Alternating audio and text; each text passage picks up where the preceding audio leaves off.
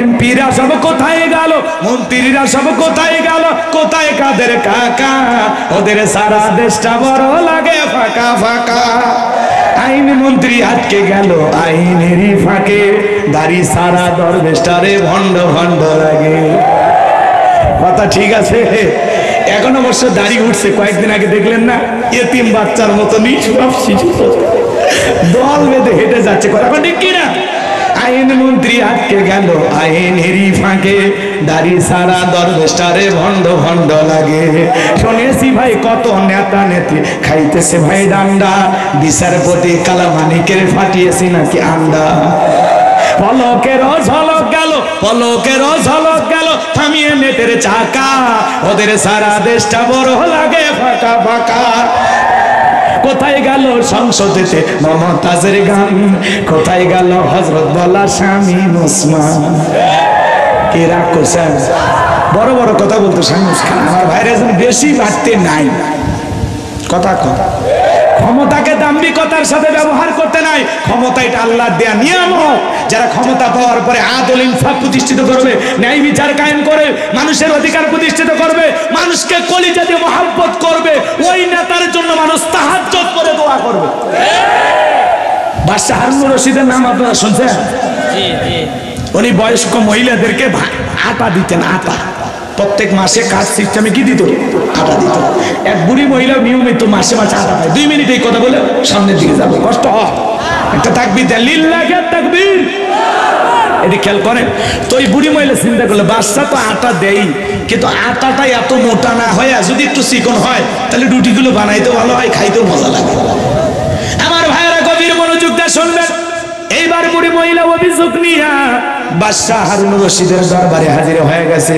বাড়ির ভিতরে প্রবেশ করে তাকায় দেখে একটা পুরুষ মানুষ বাড়ির বারান্দা ঝাড় দেয়, ছোট্ট বাচ্চা খেলা করতেছে, আর একটা মহিলা আটা চালতেছে।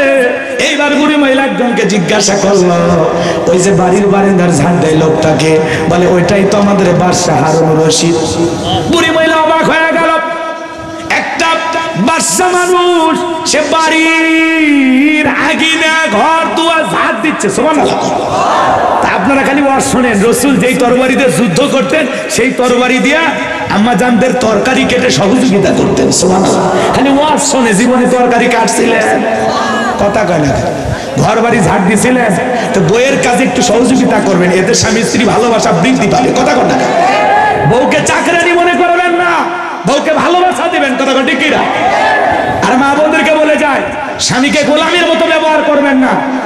যে স্বামী, এদিকে খেয়াল করেন, যে স্ত্রী তার স্বামীকে গোলাম বানায় রাখতে চায়, স্বামীকে গোলাম বানাইলে সে একজন গোলামের বউ। কথা বলে ঠিক কিনা?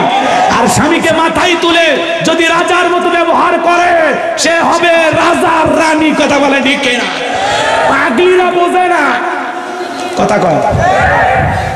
একটু নির্বিষ হয়ে গেলে স্বামীর বিরুদ্ধে বদনাম, কত উল্টাপাল্টা কথা বলে। এরকম বউ আছে না? নাই। আপনারা অবশ্য পান নাই, কারণ আপনাদের বউ সব জান্নাত থেকে পালিয়ে আসছে। এসব রাবিয়া বসবি। কথা কয় ঠিক কিনা? বদনাম করে কিনা? মুখ খুলতেছেন না। কয় হুজুর নাম বললে চাকরি থাকবে না, যেটুকু ভাত রান্না করে দেয় ওটুকু আর কিসমতে যুদ্ধে। রাগ করতেছেন বুঝে? আমার ভাইয়ের স্ত্রীর সাথে ভালো ব্যবহার করবেন। আমি আপনাদের উদ্দেশ্যে বলে যেতে চাই, গভীর মনোযোগ দিয়ে শুনবেন। মাঝে মাঝে স্ত্রীর রান্না বান্নার কাজে সহযোগিতা করবেন। শুক্রবারের দিন যেদিন ফ্রি থাকবেন বাড়িতে, স্ত্রীকে বলবেন যত ময়লা আবর্জনা কাপড় আছে দাও, সব ধুয়ে পরিষ্কার করে দেবো। মাঝে মাঝে এইভাবে বলবেন, দেখবেন আপনার বউ যদি সত্যি আপনাকে ভালোবাসে, এই কথা শোনার পরে বলবে, সে পালির বাপ তুমি বলেছো, এতে আমি খুশি হয়েছি, আমার দেহ সুস্থ থাকতে তোমাকে কাপড় ধোয়া লাগবে না। আর বউ যদি বেশি শিয়ানা হয়, প্রতিশোধ নেওয়ার ইচ্ছা থাকে, তাহলে শুধুমাত্র কয়েকটা কাপড় না, ওই বাড়িতে যত কাপড় আছে আলমারিতে তোলা সব নিয়ে এসে ধোয়াইতে বাধ্য করবে। মন খারাপ করছে আমার ভাইয়েরা। এইবার গভীর মনোযোগ দিয়ে শুনবেন। বুড়ি মহিলাটাকে বলে, এই ছেলেটাকে বলে এটা বাদশা হারুন রশিদের একটা সন্তান। ওই যে মহিলা আটা চালে খেয়ে বলে ওটা বাদশা হারুন রশিদের একজন স্ত্রী। বাদশা হারুন রশিদের 4 জন স্ত্রী ছিল। জোরে বলেন কয়জন? কষ্ট হচ্ছে মনে হয়। এইবার মহিলা তাকায় দেখে বাদশার বিরুদ্ধে কি অভিযোগ দেব। বাদশা তো যে আটা চালতেছে আমার বাড়ির আটার চাইতে বাদশার বাড়ির আটা আরো বেশি মোটা মনে হয়। বুড়ি বলে বাদশার বিরুদ্ধে অভিযোগ দেওয়ার জায়গা নাই, কারণ বাদশা আমারেও সেইটা খাওয়ায়, বাদশা নিজেও সেইটা খায়। মারহাবা বলে। এটাই তো নেতা, নেতা যা খাবে জনগণকে তাই খাওয়াবে। আর আমাদের সমাজের নেতারা জনগণ ডাস্টবিনের খাবার ক্ষুধার্ত হয়ে কেড়ে কেড়ে খায়, কুকুরের সাথে খাবার ভাগাভাগি করে খায়। একটা নারী তার দেহকে বিক্রি করে 500 টাকা 1000 টাকার বিনিময়ে বিক্রি করে পেটের খাবার জোগাড় করে। এরপরে ওরা ক্ষমতার চেয়ারে বড় বড় কথা বলে, আমরা দারিদ্র মুক্ত বাংলাদেশ গড়েছি। কথা বল না আপনারা, ভালো করে বোঝার চেষ্টা করবেন আমি যে কথা বলতে চাচ্ছিলাম। এইবার বুড়ি মহিলা চলে আসলো, বাদশা হারুনুর রশিদ তাহাজ্জুদের নামাজ আদায় করে। আল্লাহ তাআলার বান্দা, আল্লাহকে কত মহব্বত করতেন আর ভয় করতেন জানেন? বাদশা তাহাজ্জুদের নামাজ আদায় করে ছদ্মবেশ ধারণ করে জনগণের দুঃখ দুর্দশা দেখার জন্য বাহিরে বাহিরে ঘুরতেন। আমার ভাইয়েরা, দিনের বেলায় যেই বুড়ি বাদশার বাড়িতে, রাতের বেলায় ঘটনাক্রমে বাদশা সেই বুড়ির বাড়ির ধার দিয়ে হেঁটে যাচ্ছে। এইবার বুড়ি মহিলাও তাহাজ্জুদ পড়ে আল্লাহর কাছে দোয়া করতেছে, নেতা যদি ভালো হয় নেতাও তাহাজ্জুদ পড়বে, জনগণও তাহাজ্জুদ পড়বে। এমন নেতা দরকার যে নেতা তার ইমামতিতে মুরিদদেরকে নিয়ে, তার কর্মীদেরকে নিয়ে নামাজ আদায় করবে। কথা বলেন না কেন? আমিরে জামাত গতকালকে ঢাকায় বক্তব্য দিকে থেকে চোখের পানি ছেড়ে দেখে দিয়েছেন, আর বলেছেন এখনো অনেক জীবন্ত লাশ হাসপাতালের বেডে শুয়ে কাতরাচ্ছে। তোমাদের খবর আমরা নিতে পারি নাই, তোমরা যে কষ্ট করেছো এদেশের জনগণ কোনোদিন তা বলবে না। আমরা তোমাদের খোঁজ খবর ভালোভাবে নিতে পারি নাই, এই জন্য তোমরা আমাকে মাফ করে দিও। আমার ভাইরা, আমিরে জামাত চোখের পানি ছেড়ে এমন ভাবে কান্না করেছেন, যত মানুষ সেই সমাবেশে গিয়েছেন সবাই চোখের পানি ছেড়ে দিয়ে কান্না করেছেন। আমিরে জামাত ডক্টর শফিকুর রহমান কাঁদতে কাঁদতে বলেছে, দুর্দিনে আপনারা যেভাবে আমাদেরকে সহযোগিতা করেছেন, পাশে থেকেছেন, ভবিষ্যতে সহযোগিতা করবেন। এখন থেকে আপনাদের দায়িত্ব আরো বেড়ে গেছে। এই দেশের মানুষের কল্যাণের জন্য, শান্তির জন্য যত ধরনের কাজ করা দরকার আমরা কাজ করে যাব। কাজের বিনিময়ে আমরা কোনো বেনিফিট চাই না। চিৎকার মেরে বলেন আল্লাহু আকবার। নেতা এমন মানুষকে বলে যারা নিঃস্বার্থ ভাবে কাজ করতে চায়। আল্লাহু আকবার বলেন। আমার ভাইয়েরা, বুড়ি মহিলা তাহাজ্জুদ পড়ে দোয়া করে বলে, আল্লাহ আমাদের বাদশা হারুনুর রশিদ এত ভালো নেতা, নিজে মোটাটা খায়, জনগণকে মোটাটা খাওয়ায়, এমন বাদশার বিরুদ্ধে অভিযোগ দেওয়ার কোনো জায়গা নাই। আল্লাহ গো, আমি আমার নেতার জন্য দোয়া করি, আল্লাহ আমার বাদশা হারুনুর রশিদের হায়াত তুমি বাড়াইয়া দাও। নেতা ভালো হলে জনগণ হাত তুলে বলে, আল্লাহ নেতার হায়াত বাড়া দাও। আর নেতা যদি জালেম হয়, জনগণ হাত তুলে বলে, আল্লাহ জালেমের মৃত্যু দাও। কথা কয় না? নেতানিয়াহু জুলুম করে ফিলিস্তিনের মুসলমানদেরকে মারতেছে, বলেন তো বাজান, জনগণ কি ওর হায়াত কামনা করবে? তামাম পৃথিবীর সমস্ত মানুষ তার জন্য বরদোয়া করে, আল্লাহ নেতানিয়াহু এই জালেমকে তুমি ধ্বংস করে দাও। আমার ভাইয়েরা, বাদশা হারুনুর রশিদ মনে মনে খুশি হয়ে গেল, কারণ আপনি যদি জনগণের জন্য কাজ করেন, বাজান গোমার জনগণ কলিজা দিয়ে মহব্বত করবে। কথা বলেন ঠিক কি না? এইবার 2 নাম্বার দোয়া করে বলে, আল্লাহ বাদশা হারুনুর রশিদের একটা ছেলে সন্তান দেখলাম, সেজন্য অকাল মৃত্যুবরণ করে, তাড়াতাড়ি করে মারা যায়। বাদশা চমকে উঠছে, বুড়ি কই কি? এইবার বুড়ি মহিলা 3 নাম্বার দোয়া করে বলে, আল্লাহ এই রাজ্যের যত মুয়াজ্জিম আছে সবাই যেন তাড়াতাড়ি করে মারা যায়।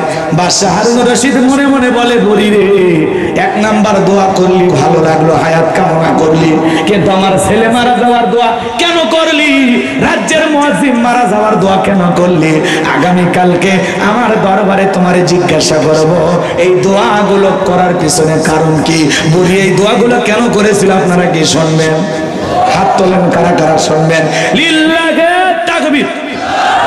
হাত নামান। এই ফিরাউন ছিল ভাবকুরে যুবক, এলাকায় কোনো কাজকর্ম পাইল না, বাল্যকালের বন্ধু হামানকে নিয়ে মিশরে চলে গেল।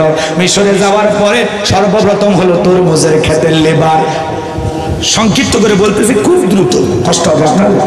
এই তরমুজের খেতের লিবারি করার পরে মিশর দেশে গোরস্থানের দারোয়ান লাগবে, সরকারি গোরস্থানের দারোয়ান। হাজার হাজার মানুষ ইন্টারভিউ দিতেছে। ওই লাইনের মধ্যে কাবুস নামের ফেরাউনও দাঁড়ায় গেছে। একে একে ইন্টারভিউ দিতে দিতে যখন ফেরাউনের পালা, দেখে বলে বাদশা, বুক ভরা হাসানে ভিন দেশ থেকে আপনার দেশে এসেছি, আপনি যদি চাকরিটা আমারে দেন সারা জীবন কৃতজ্ঞ থাকবো। আমি সমস্ত মানুষের কাছে শুনেছি আপনার সাথে ভালো মানুষ আর মিশরে নাই, পামের ওপরে প্রমোশন চলে। দেখেন না, খালি মুখ দেবেন, আপা আপা আসি, আপা আপা আপা, কথা কয় না। রাগ করছে? এই বাংলাদেশ 16 বছর খালি তেলের উপর চলছে। কেউ কয় হযরত হাসিনা, কথা কয় না। কেউ কয় আপনি দেশরত্ন, কেউ কয় আপনি মা, কথা কয় না। কি বলে ঠিক নাই, কি আত্মীয়তা, কি মহাব্বত, কই গেল? সব ছিল টাকার অহংকার, কথা বলে ঠিক। একটু এমপি টিকিট পাওয়ার জন্য কি প্রশংসা করত। যদি নেতার ভুল ধরায় দিত আর নেতা ভুল সংশোধন করত, তাহলে এই দেশ থেকে তাদেরকে পালানো লাগতো। খালি পান দিয়েছিস। জিনিসের দাম বাড়ে, নেতার কাছে বলা হয় নেতার দাম বাড়ছে, কই বহির্বিশ্ব সব দাম বাড়ছে, কিছুদিন চালায় না, পরে ঠিক করে দিচ্ছে। আর ঠিক করে এই দেশে খালি বাড়ে, কমে, কমে। আমার ভাইয়েরা মন খারাপ করবেন না, যে কথা বলতে চাচ্ছিলাম হৃদয়ের কান পেতে কথাগুলো শুনে যা। বাদশার সামনে এমন ভাবে কথাগুলো উপস্থাপন করলো, বাদশার মায়া লেগে গেল। বাদশা দেখে বলে ইন্টারভিউ বন্ধ করো, এই ছেলেটাকে মিশরের সরকারি গোরস্থানের দারোয়ানের চাকরিতে নিয়োগ দেওয়া হলো।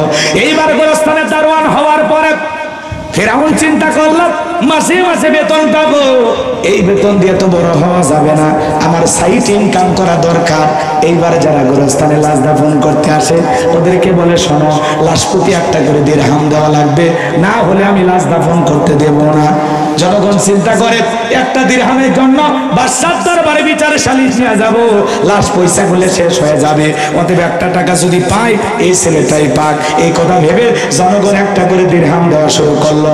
1 টাকা হলেও এইটাও কি ঘুষ, কথা বলে। বাংলাদেশ অবস্থা নাই, বাংলাদেশে আছে গো।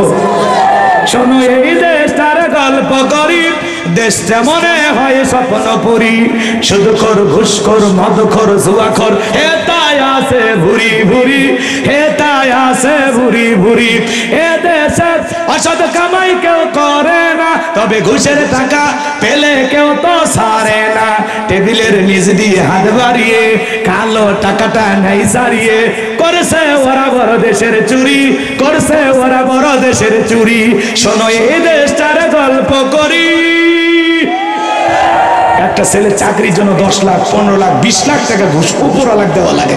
উপরওয়ালা বলতে কি ফেরেশতা এসে নিয়ে যা? চাকরি ঘুষ ছাড়া হয় না। কষ্ট হচ্ছে, এমন পরিবেশ আমাদের দেশে এখনো চলে, কথা কয় না কেন? এর পরিবর্তন আসার দরকার আছে না নাই? আসবে ইনশাআল্লাহ। আমার ভাইরা, আমি যে কথা বলতে চাচ্ছিলাম গভীর মনোযোগ। জনগণ একটা করে দিরহাম দিতে বাধ্য হয়ে গেল। আল্লাহর খেলা বোঝা বড় দায়। আল্লাহ ওই জামানা একটা মহামারী দিল, যে মহামারীর নাম হলো ডায়রিয়া, কলেরা। কথাকে বোঝেন? 2020 সালে আল্লাহ তাআলা আমাদের দেশে তাম পৃথিবীর মানুষকে একটা মহামারী দিয়েছিল। ওই দেশের নাম, ওই মহামারীর নাম হলো কি? ধরো না, ছুঁয়ো না, নাম হলো করোনা। কথা কয় না কেন? মায়ের করোনা হয়েছে, মাকে বস্তাবন্দি করে জঙ্গলে ফেলা হচ্ছে। বাবা করোনা রোগে আক্রান্ত হয়ে হাসপাতালে মারা গেছে। বাবার লাশটা দেখতেও যায়নি। বাবার সম্পত্তি ভালো লাগে, কিন্তু করোনায় মারা গেলে বাবাকে ভালো লাগে না। বাবার সম্পদের মহব্বত ছিল, কিন্তু মৃত বাবাকে দেখতেও যায়নি। এমনকি বাবার কবরে 1 ফোঁটা মাটিও দেয়নি, 1 মুঠো মাটিও দিতে চায়নি। এমন সন্তান আসারা যায়। বন্ধুর করোনা হয়েছে, আরেক বন্ধু দেখতে যায় না। ভাইয়ের করোনা হয়েছে, আরেক ভাই দেখতে যায় না। স্বামীর করোনা হয়েছে, স্ত্রীর কাছে যায় না। স্ত্রী করোনা হয়েছে, স্বামীর কাছে যায় না। এমন দিন যায়নি? হ্যাঁ, স্বামী আলাদা রুমে করোনা রোগী, স্ত্রী খাবারের প্লেট টেলে দিয়া, লম্বা একটা বাঁশের লাঠি দিয়া আস্তে করে খাবারের প্লেটটা দরজা দিয়া, কথা বলা ওই বাঁশের লাঠি দিয়ে ঠেলা দিয়ে ঘরের ভিতর ঢুকে দিয়েছে। কথা ঠিক কি না? এইবার স্বামী যখন করোনার থেকে মুক্তি পাইছে, এরপরে বইয়ের কাছে যখন আসছে, বউ যখন ডেকে বলে, শেফালির বাপ তুমি জানো না আমি তোমার কত ভালোবাসি, তাহাজ্জুদ করে করে দোয়া করে যে আল্লাহ আমার হায়াত নিয়ে আমার স্বামী বাঁচায়া দাও, আমার স্বামীর করোনা ভালো করে দাও। কত যে কাঁদছি, ও মুখের বাপ তুমি জানো না আমি তোমার যে কত মহাব্বত করি, ভালোবাসি। স্বামী তখন মনে মনে ভাবে, আরে পাগলি তুই তো জানিস না, তোর এক নজর দেখার জন্য সাপোর্ট করছিলাম, মনে হয় এই বুঝে দরজা খুলে আমার সাথে একটু দেখা করবি, দুইটা কথা বলবি, মোবাইলে তোর ছবি দেখে কান্না করেছিলাম, তুই যে আমার কত ভালোবাসিস আমি সেটা রুগী থাকা অবস্থায় অসুস্থ থাকা অবস্থায় টের পাইছি, আমারে তুই বাঁশ দিয়া খাওয়াইছিস। কথা ঠিক কিনা? এই জন্য ভাই স্বার্থের দুনিয়া, কেউ কারো আপন নয়। কথা বলে ঠিক কিনা? কার জন্য এত পাগল পারা হয় দুনিয়াতে, পয়সা করে জমাইতেছেন, মরে গেলে কেউ আপনাকে স্মরণ করবে না, আত্মীয় স্বজন সবাই ভুলে যাবে। কথা বলে ঠিক কিনা? জীবিত আছেন যতক্ষণ মায়া কান্না মোহাব্বত ভালোবাসা আছে তখন কম, যখনই মারা যাবেন আপনার নাম লাশ হবে, আপনাকে সবাই ভুলে যাবে। কথা বলে ঠিক কিনা? আমার ভাইয়েরা কবির মনোযোগ দিয়ে শুনবেন। এইবার মানুষ হাজার হাজার মারা যায়, আর গোরস্থানের দারোয়ান ফেরাউনের পকেটে টাকা হয়, টাকা হইতে হইতে এত টাকার মালিক হয়ে গেল, টাকা রাখার জায়গা নাই। বাদশার দরবারে চলে আসছে, বাদশাহ আমার কাছে কিছু টাকা পয়সা আছে, এলাকায় যারা খাজনা দিতে পারে না, গরিব মানুষ খাইতে পারে না, আমি একটু টাকা দিয়া সহযোগিতা করব।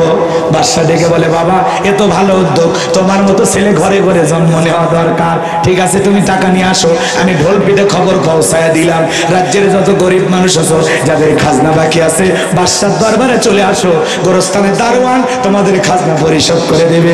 এইবার হাজার হাজার মানুষের খাজনা পরিশোধ করে দিল, গরিব দুঃখী মানুষকে টাকা দিয়ে সহযোগিতা করলো। আপনারাই বলেন তো বাজান, টাকা কি ফিরাউনের বাপের না জনগণের? খালি সিস্টেমে দিতেছি, কথা বোঝেন না? জনগণ তখন থেকে বলে, আরে যেই নেতা আমাদেরকে এইভাবে সহযোগিতা করতেছে, খাজনা পরিশোধ করে দিতেছে, এই নেতা যদি আমাদের রাজ্যের বাদশা হয় আমাদের কপাল খুলে যাবে।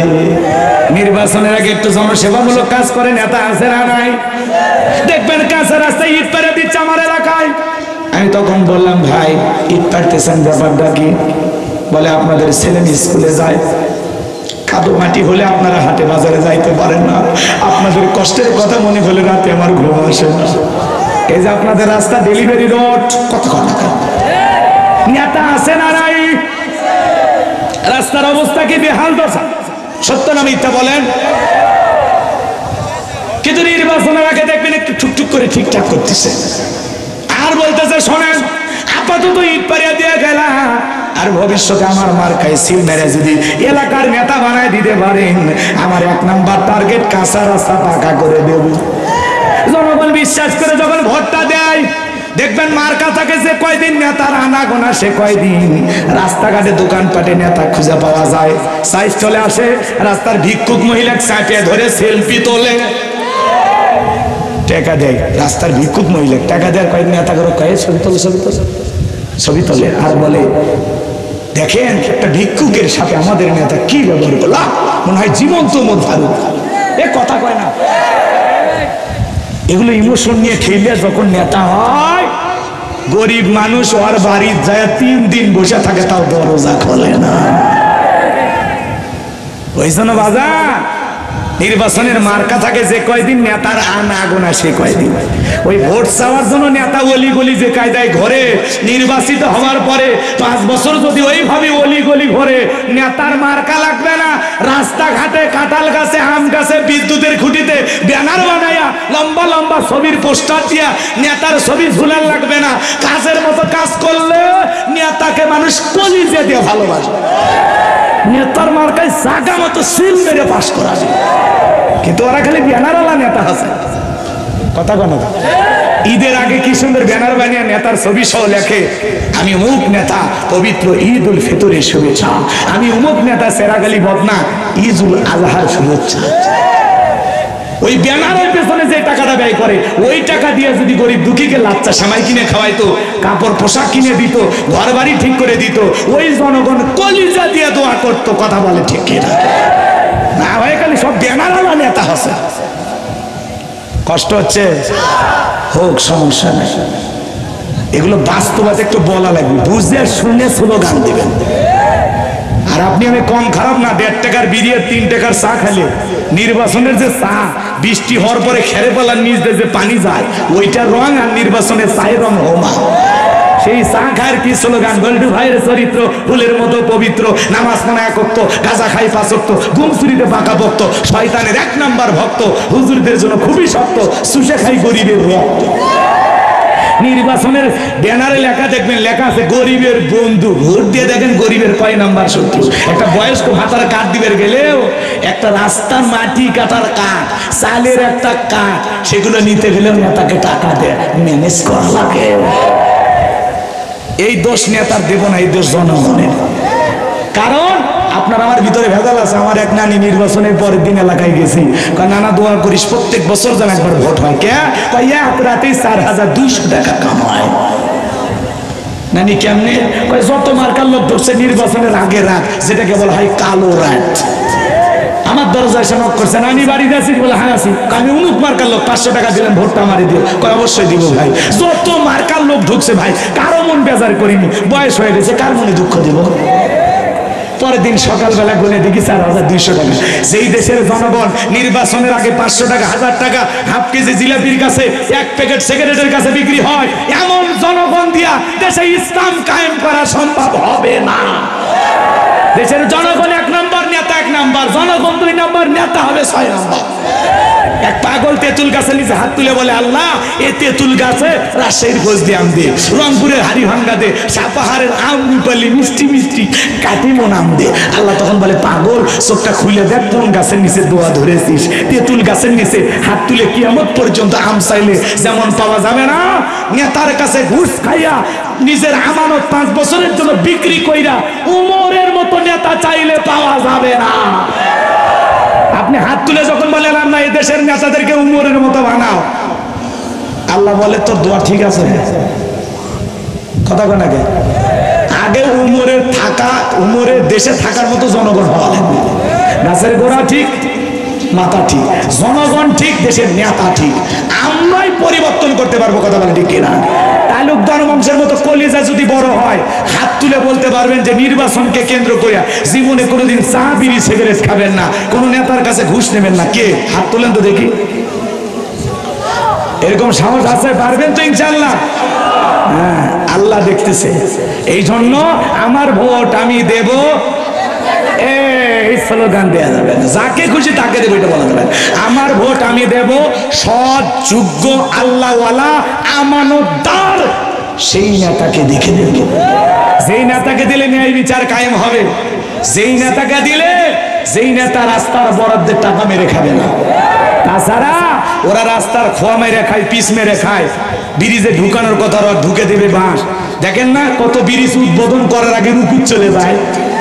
এই জন্য সমাজ পরিবর্তন করতে হলে জনগণকে আগে সচেতন হওয়া লাগবে। আমরাই পারি নতুন বাংলাদেশ করতে। কথা বলেন ঠিক কিনা? এই জন্য বোকা শোকা থাকার আর কোনো সুযোগ নাই। ভালো মনে হবে ভোট দেবেন, খারাপ মনে হবে তাকাবেন না, যেই দলের নেতা হোক। আমরা আগামীতে সৎ নেতৃত্ব দেখতে চাই, আমানতদার নেতাকে চাই, নামাজিকে চাই, আল্লাহওয়ালাকে চাই। কথা বলে ঠিক কিনা? যেই নেতা এলাকার অভিভাবক, যেমন কোন জায়গায় গেলে সে যেন জানাজার ইমামতি করাতে পারে, মসজিদে গেলে যেন ইমামতি করতে পারে, ইউনিয়ন পরিষদে গেলে যেন ইমামতি করতে পারে। কথা বলে ঠিক কিনা? থানার ওসি সাহেব তাকে হওয়া লাগবে যে ওসি সাহেব নিজে ইমামতি করবে আর তার পেছনে সমস্ত তার বাহিনী নামাজ আদায় করবে। তাহলে ওই ওসি কোনোদিন ঘুষ খাবে না, ওই চেয়ারম্যান কখনো ঘুষ খাবে না। কথা বলেন ঠিক কিনা? আমার কথা অনেকের খারাপ লাগতেও পারে, একটু মেনে নিলাম। আমার ভাইয়েরা গভীর মনোযোগ দিয়ে শুনবেন। এইবার জনগণের খাজনা পরিশোধ করে দিল, জনগণ মনে মনে খুশি হয়ে গেল। ওই দেশের বাদশা যিনি ছিল বার্ধক্যজনিত কারণে, বাজান গো আমার, ওই দেশের একজন মন্ত্রী ছিল, মন্ত্রী মারা গেল। এইবার জনগণ সমর্থন দিয়া মিশরের মন্ত্রী গোরস্থানের দারোয়ানকে বানায় দিল, বার্ধক্যজনিত কারণে যখন বাদশা মারা গেল। এইবার ফিরাউন সমস্ত জনগণ ডেকে বলে, সমস্ত জনগণকে ডেকে বলে, শোনো, বাদশাহ মারা গেছে, বাদশাহ ছাড়া একটা দেশ চলতে পারে না, তোমরাই বলো এই মিশরের বাদশাহ হবে কে? সমস্ত জনগণ ডেকে বলে, আপনার চরিত্র আগেই দেখা হয়ে গেছে, আপনি যদি মিশরের বাদশাহ হন আমাদের এখানে কোনো আপত্তি নাই। এইবার জনগণের সমর্থন পাইয়া এক চান্সে মিশরের বাদশাহ হয়ে যাওয়ার পরে ক্ষমতার চেয়ারে যখন ফিরাউন বসলো, মিশরের বাদশাহ হওয়ার পরে হামানকে ডেকে বলে, হামান, আজ থেকে তুই হবি আমার মন্ত্রী আর আমি হব বাদশাহ। আজ থেকে দুইজন মিলে সুন্দর করে দেশ পরিচালনা করব। ফিরাউন ক্ষমতার চেয়ারে বসার পরে রাতের বেলায় ঘুমাইতে গেলে ঘুম চোখে আসে না, আজে বাজে স্বপ্ন দেখে ঘুম থেকে লাফায় লাফায় ওঠে। এইভাবে যখন ঘুম হয় না, তার দরবারে জ্যোতিষী ছিল 400। এই 400 জ্যোতিষী লিডারের নাম হলো দবিরা, বয়স হলো 320 বছর। দবিরাকে ডেকে বলে, দবিরা, কেন জানি রাতের বেলায় ঘুমাইতে পারি না, আজে বাজে স্বপ্ন দেখে লাফায় লাফায় উঠি, কি যেন হয়েছে, একটু গবেষণা করে দেখো তোমার ভাগ্যে কি আছে। এইবার দবিরা গবেষণা করে বলে, নেতা, যদি আপনি তরমুজের খেতের লেবার, ভবঘুরে যাব, সেখান থেকে গোরস্থানের দারোয়ান, এরপরে মিশরের মন্ত্রী, বর্তমান রানিং বাদশা, আঙ্গুল ফুলা কলার গাছ, কিন্তু আপনার ভবিষ্যৎ জীবন বড় অন্ধকার। আগামী 3 মাসের মধ্যে বনি ইসরাইল সম্প্রদায়ের মধ্যে মুসা নামের একটা ছেলে জন্মগ্রহণ করবে। ওই মুসার কারণে রাজত্ব পাওয়ার ক্ষমতা থাকবে না। নেতারে, এমনকি আপনার জীবন যাওয়ার সম্ভাবনাও দেখা যায়।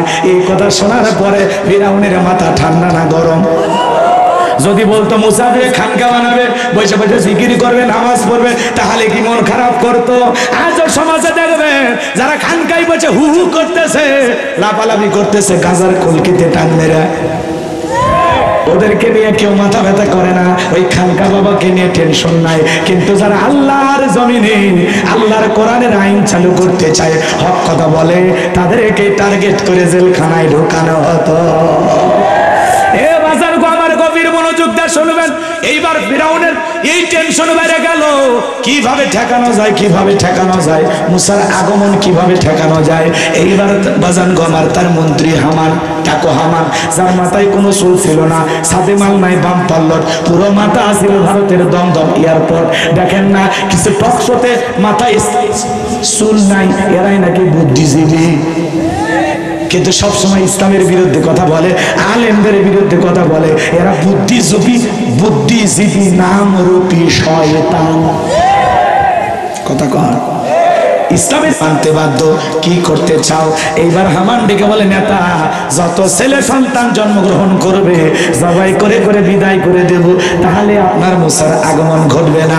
এই কথা শোনার পরে ফিরাউন ডেকে বলে, হামান, আসলে তোর মাথায় বুদ্ধি আছে, তবে শোন, ছেলেগুলোকে জবাই করবি, মেয়েগুলোকে জবাই করবি না, কারণ ছেলেদের মধ্যে আমার শত্রু আছে, মেয়েদের মধ্যে কোনো শত্রু নাই। তার মানে চোর হলেও মানুষ ভালো, মোবাইল নিয়ে গেল, সিম কার্ড খুলে দিয়ে গেল। কথা বলেন ঠিক কি না? এইবার সন্তান জবাই করা শুরু হয়ে গেল, হাজার হাজার সন্তান জবাই করতেছে বাজার। 3 মাস পরে দবিরাকে বলে, দবিরা, এইবার ভাগ্য গবেষণা করে দেখো, আমার পথের কাটা মুসা বললো না, বাঁচলো। এইবার দবিরা ভাগ্য গবেষণা করে বলে, না তা যদিও বনি ইসরাইল মায়ের বুক খালি কইরা হাজার হাজার সন্তান জবাই করেছেন, কিন্তু আপনার পথের কাটা মুসা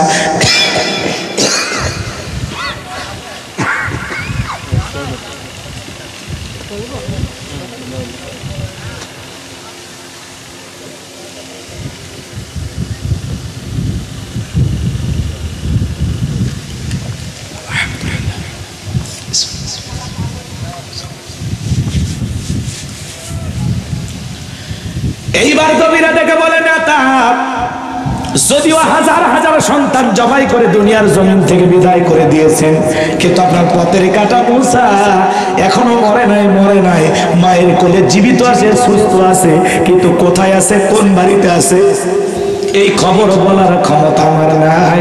চিৎকার মেরে বলেন মারহাবা। আমার ভাইয়েরা, এইবার ফিরাউন ডাকান্বিত হয়ে প্রশাসনের দায়িত্বশীল যারা আছে সেনাবাহিনীকে ডেকে বলে, শোনো, এলাকায় তল্লাশি চালাও, ঘরে ঘরে অভিযান চালাও, যে জায়গায় মুসারে পাইবা ধরবার জবাই করবে, যাও, বেতন কি আমি বাড়ায় দিছি, যা বলবো তাই করবা। এই জন্য না প্রমোশন কি আপনি দেয়, হাউন আঙ্কেল কই গেল, চেহারা দেখা যায় না।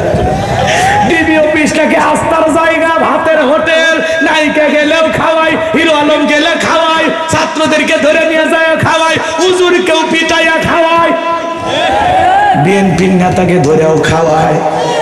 কিন্তু এই মানুষটা নাই, ভাতের হোটেলটা বন্ধ। এখন বাবুর্চি যারা ছিল তারা গেল কোথায়? রাগ করছেন আপনারা?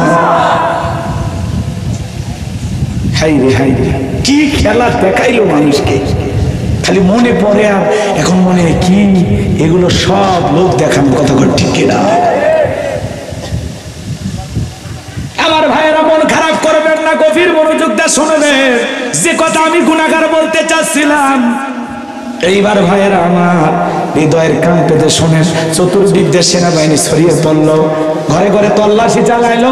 একদল সেনাবাহিনী মুসা নবীর বাড়ির দিকে রওনা করেছে। মুসা নবীর বড় বোন, তার নাম মারিয়ম, দেখে বলে মা, ওই যে ফিরআউনের সেনাবাহিনী দেখা যায় মা, আর বুঝি ভাইকে বাঁচানো গেল না? ভাইকে তুমি কই লুকিয়ে রাখবা? এইবার মুসা নবীর মা সন্তানকে নিয়ে দিক সেদিক দৌড়ায়। কে যেন ইলহামের মাধ্যমে গায়েবী আওয়াজ দেয়, বলে মুসার মা, তোমার ছেলেটাকে চুলার ভিতরে ফেলাইয়া দাও, কথা দিলাম গো তোমার ছেলেকে তোমার কোলে ফেরাইয়া দেব। মুসা নবীর মাথায় করলেন। এইবার ফিরআউনের সেনাবাহিনী, ক্যাডার মাস্তান, প্রশাসন যারা ছিল, প্রত্যেকটা ঘর তল্লাশি করলেন, বাড়ির জিনিসপত্র তছনছ করে ফেলে দিলেন। তল্লাশি চালায়া ওরা যখন চলে গেল, সন্তানকে পাইল না। মুসা নবীর বাবা চোখের পানি ছেড়ে দিয়া বলে, মুসার মা, জালেমদের ভয়ে ছেলেটাকে চুলার ভিতরে ফেলায় দিলাম। আমার মনে হয় আমার মুসা পুরে কয়লা হয়ে গেছে। ওরা যদি জবাই করতো, ছেলের লাশটা বুকে জড়াইয়া কান্না করতে পারতাম। বলেন তো বাজার, সন্তানের জন্য মা বাবার অন্তরে দয়া মায়া কম না বেশি?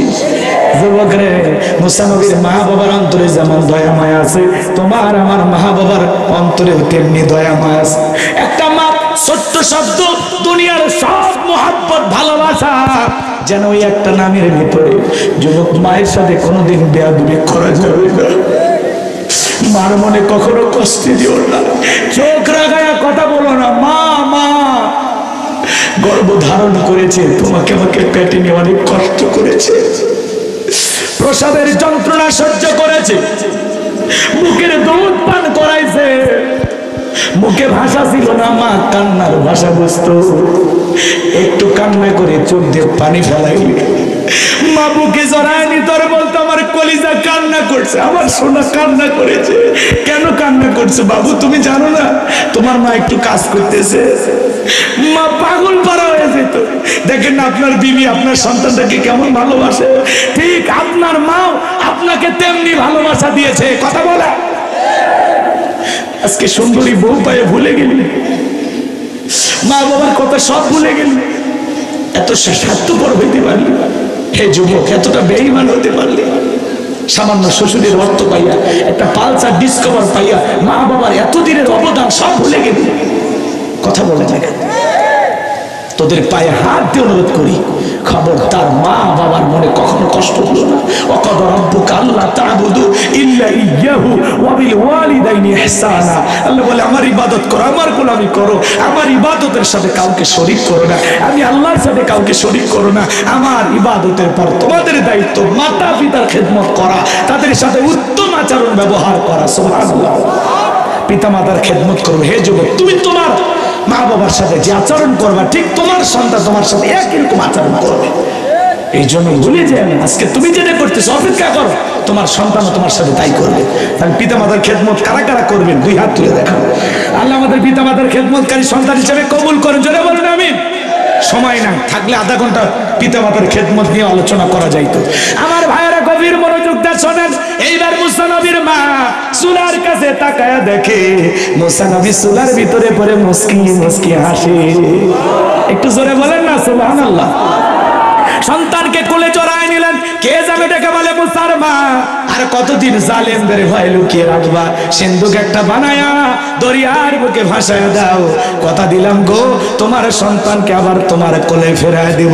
মুসা নবীর মা টেনশনে পড়ে গেলেন, সিন্ধুক পাবেন কোথায়? সকালবেলা কে যেন ডেকে বলে মিস্ত্রি লাগবে মা, আমি একজন মিস্ত্রি। মুসা নবীর মা ডেকে বলে এদিকে আসো, জীবনে কোনোদিন মিস্ত্রি বলে তো কেউ ডাক দেয় নাই, তুমি কিসের মিস্ত্রি? এইবার কাছে এসে ডেকে বলে মা আপনি যদি মনে করেন আপনার একটা সন্তানকে সিন্ধুকে দরিয়ার বুকে ভাসায় দিবেন, আপনি চাইলে এরকম সিন্ধুক আমি বানায় দিতে পারে। মুসা নবীর মা ডেকে বলে, মিস্ত্রি তুমি তোমার মনের কথা বলেছ, এইরকম একটা সিন্ধুক তোমার দরকার। আল্লাহু আকবার বলেন। আর ভাইরা মুসা নবীর মাকে মিস্ত্রি ডেকে বলে, মা ভিতর দিকে একটু পানি নিয়ে আসেন, যন্ত্রপাতি আছে ধার দেবার জন্য পানি লাগতে পারে, আবার না হলেও চলবে। মুসা নবীর মা ভিতর থেকে পানি নিয়ে আসা দেখে মিস্ত্রি সুন্দর একটা সিন্ধুক বানায়া দাঁড়িয়ে আছে। এইবার সিন্ধুকটা হাতের মধ্যে দিয়া মিস্ত্রি শুধু দৌড়াই, পেছন থেকে মুসা নবীর মা দেখে বলে, মিস্ত্রি এই বিপদের দিনে এত বড় উপকার করলা, লোহার পয়সা কিনিবা না, কাঠের পয়সা কিনিবা না, তোমার পারিশ্রমিকের দামটা কিনিবা না। মিস্ত্রি দেখে বলে, মা যারা বিপদে পড়ে আমি তাদের উপকার করি, বিনিময়ে টাকা পয়সা গ্রহণ করি না। মুসা নবীর মা দেখে বলে, মিস্ত্রি এই বিপদের দিনে এত বড় উপকার করলা, লোহার পয়সাও নিবা না, কাঠের পয়সাও নিবা না, পারিশ্রমিকের দামটাও নিবা না, অন্তত তোমার নামটা বলে যাও, মাঝে মাঝে তোমার কথা মনে হলে আল্লাহর কাছে তোমার জন্য দোয়া করব। মিস্ত্রি দেখে বলে, মা আমি দুনিয়ার সাধারণ কোনো মিস্ত্রি না, আমি আল্লাহর ফেরেশতা, আমার নাম হলো জিবরাইল। এইবার মুসা নবীকে সিন্ধুকের ভিতরে তুলে দরিয়ার বুকে ভাসায় দিলে, আর মেয়ে মারিয়ামকে বলে, মা সিন্ধুক ভাসতে ভাসতে কই যায় খবর নিয়ে আসবে। বলবো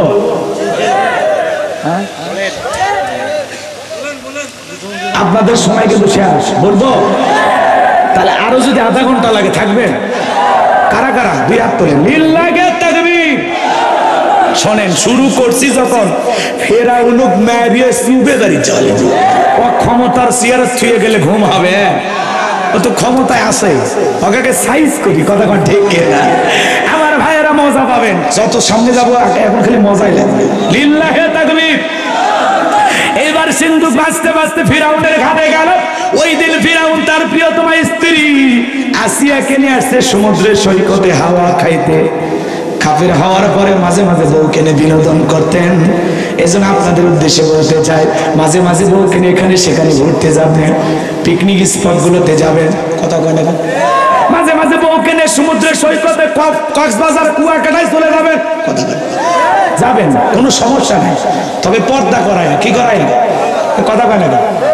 বউকে পর্দা করায়। এখন বউকে বেপর্দাই নিয়ে চলাফেরা করবেন, তাহলে তো হবে না, কথা বলে ঠিক কিনা? রাগ করতেছেন আপনারা? এদিক খেয়াল করেন, অনেক ছেলে পেলে আছে বউকে নিয়ে কক্সবাজার যায়, হ্যাঁ বউকে ঘোড়ার উপর তুলে দেয়, তারপরে ওই জায়গায় ক্যামেরাম্যান থাকে, ওইগুলো দিয়ে সুন্দর সুন্দর ছবি, হ্যাঁ সমুদ্রের ঢেউয়ের সাথে বউ লাফাচ্ছে, হাফ প্যান্ট করে গোসল করছে, সেগুলো ছবি ফেসবুকে ছাড়ে। আহ প্রিয়তমাকে নিয়ে কক্সবাজারে স্মৃতি মধুর কিছুদিন, কয়েকটি ছবি বন্ধুদেরকে দেখার জন্য আপলোড করলাম। যেই যুবক তার বইয়ের ছবি ফেসবুকে ছাড়ে, একটা ছোট লোক, পার্সোনাল জিনিস, ঘরের জিনিস, নিজে একা দেখার জিনিস, ফেসবুকে বইয়ের ছবি ছাড়া যায় না, কথা বলতে কি? রাগ করছেন আপনারা? বোকা কোথাকার। কসমেটিক কিনে দেয়, শাড়ি গহনা কিনে দেয় মানুষকে দেখানোর জন্য না। আল্লাহ যুবকদের হেদায়েত দান করুক, জোরে বলুন আমিন। কষ্ট হয়, কষ্ট হয় হোক, সমস্যা নেই।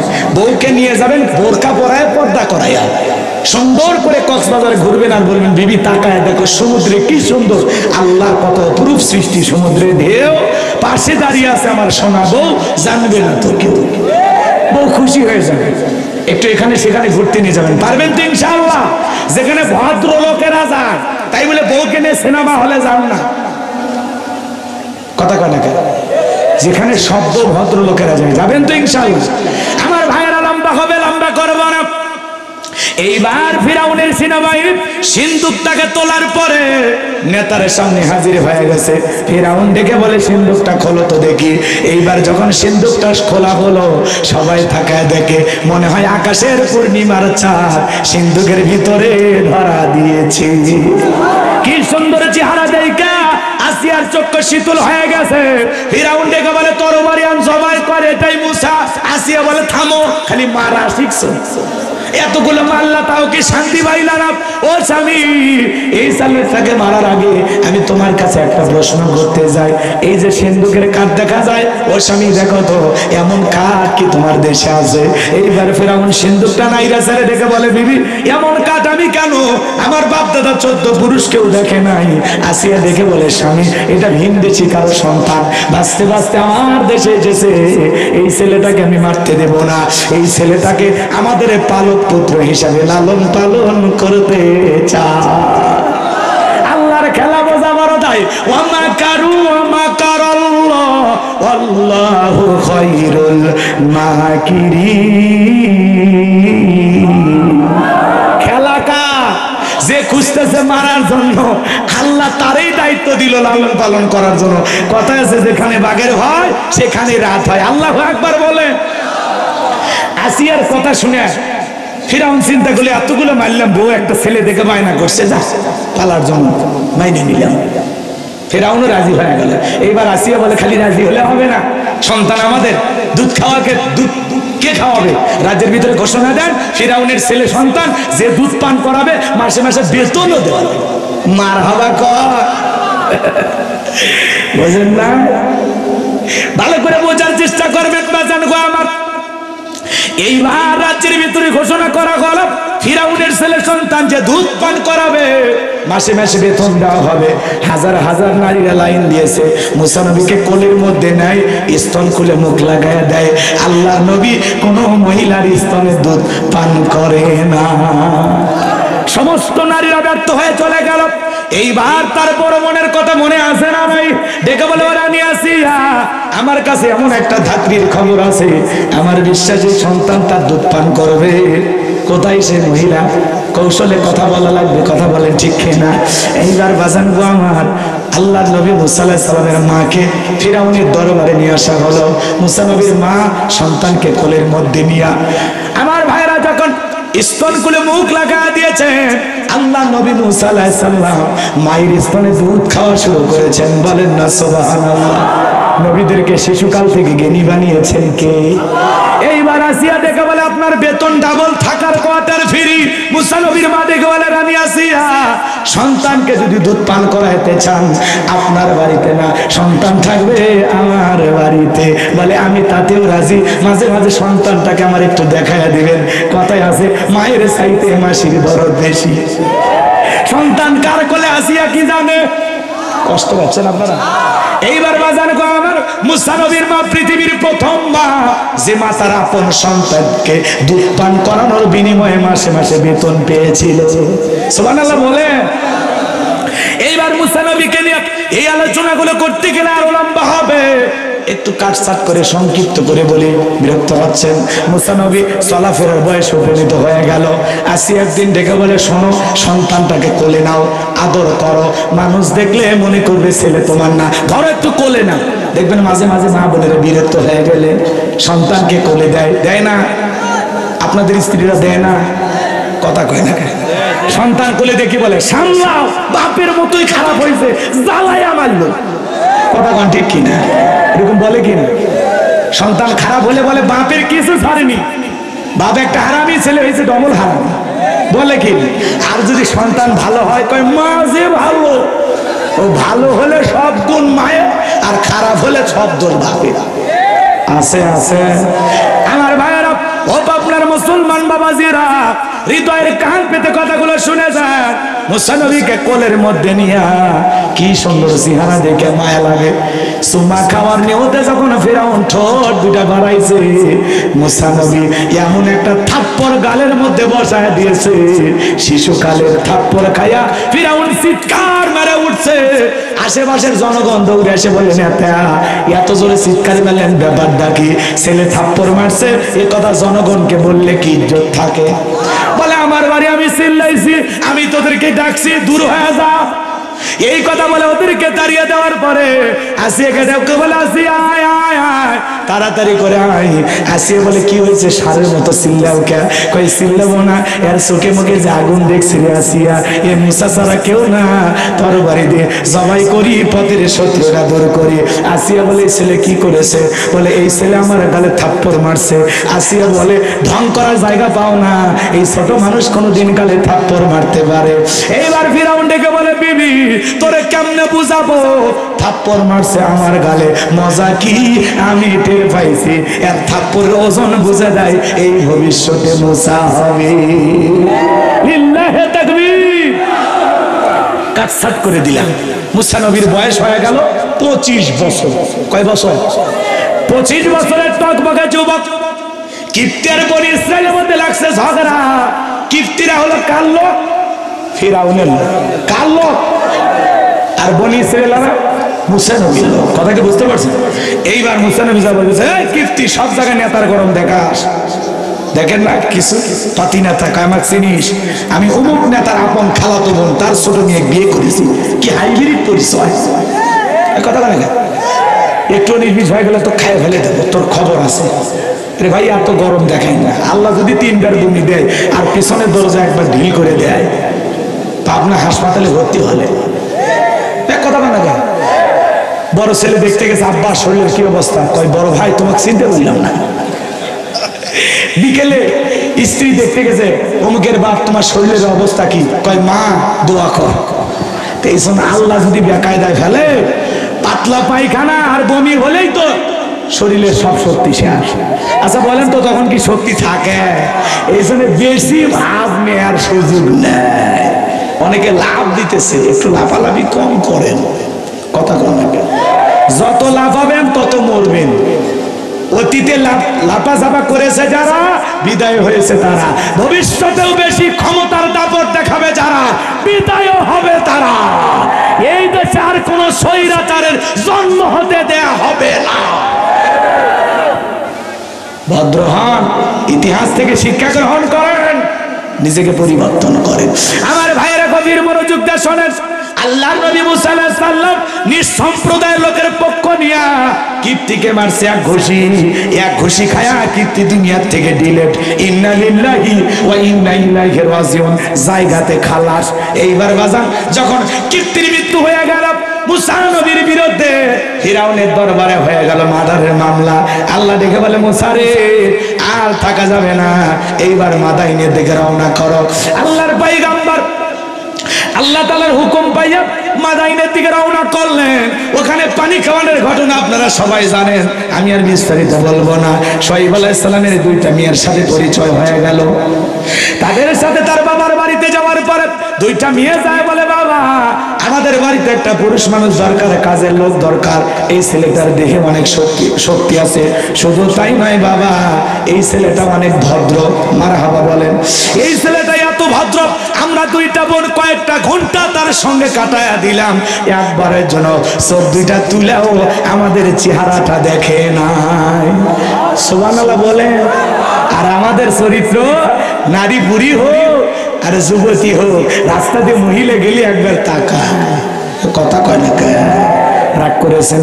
এ বাজান গভীর মনোযোগ দিয়ে শোনেন। আল্লাহর নবী মুসা আলাইহিস সালামের গুণের কথা শোনার পরে শুআয়ব আলাইহিস সালাম রাজি হয়ে গেল। ডেকে বলে, ঠিক আছে, আমাদের বাড়ির রাখাল হিসাবে ছেলেটাকে রাখা হলো। লম্বা ইতিহাস, লম্বা ঘটনা, সংক্ষিপ্ত করে বলে দিয়ে যায়। আল্লাহ নবী মুসা আলাইহিস সালামের ব্যবহার দেখা শুআয়ব আলাইহিস সালাম তার বড় মেয়ে সফুরার সাথে বিবাহের ব্যবস্থা করে দিলেন। বিয়ে করার পরে শ্বশুর বাড়িতে থাকলেন 8 থেকে 10 বছর ঘর জামাই। এলাকায় যদি কেউ ঘর জামাই থাকে, অবহেলা করবেন না, বুঝবেন নবী মুসা আলাইহিস সালামের সুন্নাত পালন করতেছে। আমার ভাইরা গভীর মনোযোগ দিয়ে শুনবেন। আমার আল্লাহ এবার ডেকে বলে, নবী মুসা, আর কতদিন শ্বশুর বাড়ি মধুর হাড়ি, এইবার গাট্টি গুটি গোছাও, স্ত্রীকে সঙ্গে নাও, আবার মিশরের দিকে রওনা করো। আল্লাহ পাকের অর্ডার পাইয়া শ্বশুরের দেওয়া লাঠি নিয়া আল্লাহ নবী মুসা আলাইহিস সালাম স্ত্রীকে সঙ্গে নিয়ে যখন তুর পর্বতে আসলেন, এখানেও কিছু ঘটনা আছে, বলার সময় নাই। ডাইরেক্ট আল্লাহ রাব্বুল আলামিন তুর পর্বতে তার পয়গম্বরকে নবুয়ত দান করে জিজ্ঞাসা করলেন, ওয়া মা তিলকা বিয়ামিনিকা ইয়া মুসা। মুসা তোমার ডান হাতে ওইটা কি? আল্লাহু আকবার বলেন। আল্লাহর পয়গম্বর মুসা নবী জবাব দিয়ে বলেন, ক্বালা হিয়া আসায়া আতাওয়াক্কাউ আলাইহা ওয়া আহুশু বিহা আলা গনামি ওয়া লিয়া ফিহা মাআরিব উখরা। দেখে বলেন আল্লাহ আমার হাতে এটা লাঠি, এটা বড় ভর দিয়া চলি, ছাগলের জন্য পাতা বাড়ি, ইত্যাদি ইত্যাদি অনেক অনেক কাজ করি। আল্লাহ দেখে বলে পয়গম্বর প্রশ্ন করলাম একটা, জবাব দাও যদি একটা। মুসা নবী কথা বলে কার সাথে? আল্লাহর সাথে কথা বলতে মজা আছে না নাই? এ যুবক, দুনিয়ার একটা মেয়ে যদি ভুল করে রং নাম্বারে মিস কল দেয়, তুমি আমি পাগল হয়ে যায়। 17টা সিম কার্ড পরিবর্তন করে হলেও ওই মেয়েকে কল দেয়। মেয়ে তখন বলে ভাইয়া সরি, ভুল করে আপনার কাছে কল দিয়েছি। বলে সরি বলে লাভ নাই, নিভানো আগুন কেন জ্বালাইনি, এখন ভালোবাসা দিবি কিনা বল। কথা কেন? ভুল করে মেয়ে মানুষ ফোন দেয় না আপনাদেরকে? রাগ করছেন? কুড়িগ্রামের এক মহিলা রাত 3:30টার পরে আমার ফোন দিয়ে বলে হ্যালো হ্যালো, কে তুমি? সোহেল। আমি তখন বললাম না আমি সোহেল, আমি একটা হুজুর মানুষ। কয় ঢং করো না, রাত চলে গেলে আফসোস করবা। ওকে তাহাজ্জুদ পড়ার জন্য ডাকতেছেন, রাগ করতেছেন মনে হয়। এজন্য অনেক যুবক আছে মোবাইলের পাগল। এই মোবাইল যুব সমাজকে নষ্ট করে দিল। সারা রাত মোবাইলে চ্যাটিং করে বান্ধবীর সাথে কথা বলে। কথা কর না কেন? এই মোবাইল সর্বনাশ করছে কি না? মোবাইলের ওজন কম, কিন্তু এই যে মোবাইল দিয়া পাপের ওজন বেশি। মোবাইলে প্রেম ভালোবাসা করে জীবন নষ্ট করে এরকম যুবক আছে না নাই? না, পাবনার ছেলেরা অবশ্য ভালো, এরা মোবাইলে গুনাহ করে না। কি এই মোবাইল সর্বনাশ করছে কিনা? দেশে মোবাইল আইছে, সিটি বন্ধ হইয়াছে, দিওয়ানা বানাইছে, পোলা মায়ের মনের কথা ভাসে বাতাসে। না থাকবো না। দেশে মোবাইল আইছে, সিটি বন্ধ হইয়াছে, দিওয়ানা বানাইছে, পোলা মাইয়ার মনের কথা ভাসে বাতাসে, পোলা মাইয়ার মনের কথা ভাসে বাতাসে। ও দেখো পোলা পানের মন বাদা ফেসবুকে এখন, ও দেখো পোলা পানের মন বাদা ফেসবুকে এখন, মোবাইলে চ্যাটিং কইরা কাটাই সারাক্ষণ। এই মোবাইল পাইয়া দেখো মদনের মাইয়া, এই মোবাইল পাইয়া দেখো মদনের মাইয়া কি কাণ্ড ঘটাইছে, স্বামী সংসার আইকা নাকি পালাইয়া গেছে, সে যে স্বামী সংসার আইকা নাকি পালাইয়া গেছে। দেশে মোবাইল আইছে, সিটি বন্ধ হইয়াছে, দিওয়ানা বানাইছে, পোলা মাইয়ার মনের কথা ভাসে বাতাসে। ও দেশে টিকটক আসিয়া সব গেল ভাসিয়া। কথা কয় না? মহিলা মানুষ রান্না করে ওটা টিকটক ভিডিও করে, মাছ করে তার টিকটক ভিডিও করে, স্বামীর সাথে যদি একটু গল্প করে তারও টিকটক ভিডিও করে। টিকটকে নেশা আছে না নাই? ওদেশে টিকটক আসিয়া সব গেল ভাসিয়া, সিদিক সোরা নায়ক হইছে আইডি খুলিয়া। এই মোবাইলে হাই কি জাদু আছে ভাই, এই মোবাইলে হাই কি জাদু আছে ভাই, পোলা পান বুঝাছে, পড়ালেখা তুইলা রাখছে সপ্তম আকাশে, পড়ালেখা তুইলা রাখছে সপ্তম আকাশে। আল্লাহ যুবকদের হেদায়েত দান করুন, জোরে বলুন আমিন। আমার ভাইয়েরা লম্বা হবে, লম্বা করবো না। হে যুবক, তোমাদের পায়ে হাত দিয়ে অনুরোধ করে বলে যায়, বিয়ের আগে অবৈধ প্রেম ভালোবাসা করা যাবে? জোরে বলেন যাবে? 20 বছর বয়স হয় নাই, বাড়িতে এসে বলে আব্বা উত্তর পাড়া লাখিকে কথা দিয়েছি, রাজি থাকলে 1 চাপুন, না হলে 2 চাপুন। পিতামাতার পছন্দের মেয়েকে বিবাহ করবা, জীবনে অনেক সুখ পাইবারে যুবক। সামনের দিকে যায়, লম্বা হবে, লম্বা করবো না। আল্লাহ নবী মুসা দেখে বলে আল্লাহ আমার হাতে এটা লাঠি, এইটার উপর ভর দিয়ে চলি, ছাগলের জন্য পাতা বাড়ি, ইত্যাদি ইত্যাদি অনেক অনেক কাজ করি। আল্লাহ ডেকে বলে পয়গম্বর এতগুলো কথা তো আমি জানতে চাই নাই, আমি আল্লাহ রাব্বুল আলামিন সবই জানি। সুবহানাল্লাহ বলেন। মুসা নবী কথা বাড়িয়েছেন কেন? কারণ আল্লাহর সাথে যত কথা বাড়াবেন তত বেশি আল্লাহর কুদরতি জবানের মধুর কথা শুনতে পাবেন। সুবহানাল্লাহ বলেন। এরপরে আল্লাহ রাব্বুল আলামিন বলেন ওয়ালা আলকিহা ইয়া মূসা, আল্লাহ ডেকে বলে মুসা তোমার হাতের লাঠিটা এবার নিক্ষেপ করো। ফাআলকাহা ফাইযা হিয়া হাইয়াতুন তাসআ, লাঠিটা নিক্ষেপ করা মাত্র হয়ে গেল বিশাল বড় একটা সাপ। মুসা নবী বলে বাপ রে বাপ, এই যে সাপের সাপ আমার বংশ করে দিবে সাপ। আল্লাহর পয়গম্বর ভয়ে এইবার দৌড়াইতে লাগলেন। আমার আল্লাহ রাব্বুল আলামিন তখন বলেন ওয়াদহুম ইয়াদাকা ইলা জানাহিকা তাখরুজু বাইদা মিন গায়রি সুইন আয়াতান উখরা। ও নবী মুসা ভাই পেও না, আমি আল্লাহ লাঠিকে সাপ বানাইছি, আবার সাপের দিকে হাত বাড়াও, পূর্বের মতো লাঠি বানাইয়া দেব। পয়গম্বর এরকম ধরতে গেছে, আবার কি হয়ে গেছে? সাপ কি হয়ে গেছে? এটার নাম কি বলেন তো? মুজিজা। বলেন এর নাম কি? বলেন এর নাম কি? ভাই আর কষ্ট দেব না, এই 10-15 মিনিটের মধ্যে দোয়া করে দেব, খালি শেষ ফিনিশিং, ফাইনাল খেলা খেলে দাও। কথা কন লিল্লাহি তাকবীর। আমার ভাইয়েরা গভীর মনোযোগ দিয়ে শুনবেন।